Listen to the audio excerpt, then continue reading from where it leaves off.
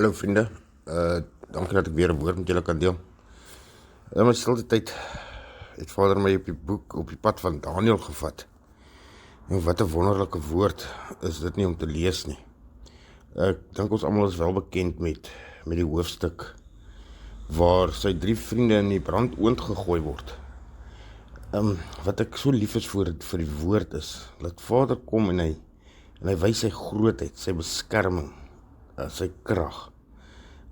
Soos ek sê, ons glo ons almal bekend met die woord waar Daniël se 3 vriende nie net geweier het om voor die beeld te gaan stilstaan of die beeld te aanbid wat die koning Nebukadnesar mos gemaak het. En hulle het net geweier want hulle het net op hulle geloof gestaan en geglo daar is net een God voor wie hulle sal kniel en voor wie hulle sal buig. En hulle het geglo dat dit is al wat jy moet doen en dit is al wat jy mag doen. Daar is nie ander gode nie. Maar ja, nietemin het hulle mos nou nie opdragte van die koning uitgevoer nie en daar word hulle binne in die brandoond gesmyd. Maar wat vir my so verbasend is van daardie deel is dat tot die wagte wat voor die deur van die oond gestaan het, wat in die brandoond gegooi moes, wat hulle in die brandoond gegooi het, ewen daai mense is verbrand. So wys jou net die hitte, die absolute hitte, want die koning het ook gesê die oond moet 7 grade hoër gestel word as wat die vuur reg is. So met dit is mos nou die wagte wat hulle ingegooi het tot hulle is verbrand buitekant die oond. Maar wonder het daai 3 mans daar ingegaan en hulle is geen leed aangedoen nie. Toe die koning so gestaan en staar het, toe sien hy 4 mense daar binnekant. Ek weet, soos ons gelowiges, ons weet dat dit is die beskermer wat saam met hulle aan daardie brandoond was. Net omrede hulle net gestaan het op hulle geloof en gesê het, hulle sal nie voor daai gode van die farao's kniel en aanbid nie. Hulle sal God glo. Hulle sal God gehoorsaam, hulle sal God aanbid. Hulle het nie afgewyk van hulle geloof nie. Ewen Nebukadnesar het vir hulle gesê, hoor jy, hy sal dit alles vergeet, maar as hulle nou voor sy gode kniel en aanbid, dan vergeet hy alles. Maar hulle het net vasgestel en sê, weet jy, gooi ons maar in daardie oond. As ons God, en wie ons glo, dit is goed dink om ons te red, sal hy ons red. Al dan nie, dan sal ons maar vergaan, maar ons sal nie voor julle menslike gode neerkniel en neerval en aanbid nie. So ja, daar is hulle ingegooi, soos ek gesê het, toe sien Nebukadnesar nie, maar daar is 4 mense in daardie oond. En onmiddellik het hy daar opgevlieg, die oond seker maar afgedraai en vir die mense gesê, hoor jy, nee, kom uit.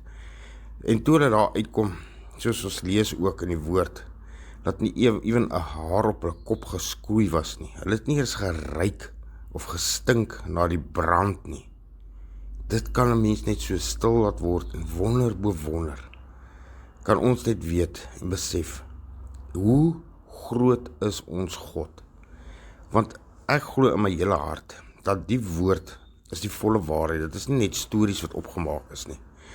So daar kan ons weer eens wys, of sien, van God se grootheid, God se mag, God se krag, God se beskerming, God se bewaring. Ek dink, dit is ook vir ons ook so belangrik om te weet en so inspirerend om te weet, dat weet jy wat, ons moet net voor ons God val. Ons moet net ons God aanbid. Ons God sal ons beskerm, teen enige aanval, teen vuur, teen haal, teen storms. Maak nie saak wat kom nie. Ons God kan ons beskerm en ek glo hy sal ons beskerm. Dit is net vir my so wonderlik, so wow, om te dink hoe groot is ons God, dat hy tot binne in daai brandoond, wat so warm is, mense beskerm en bewaar.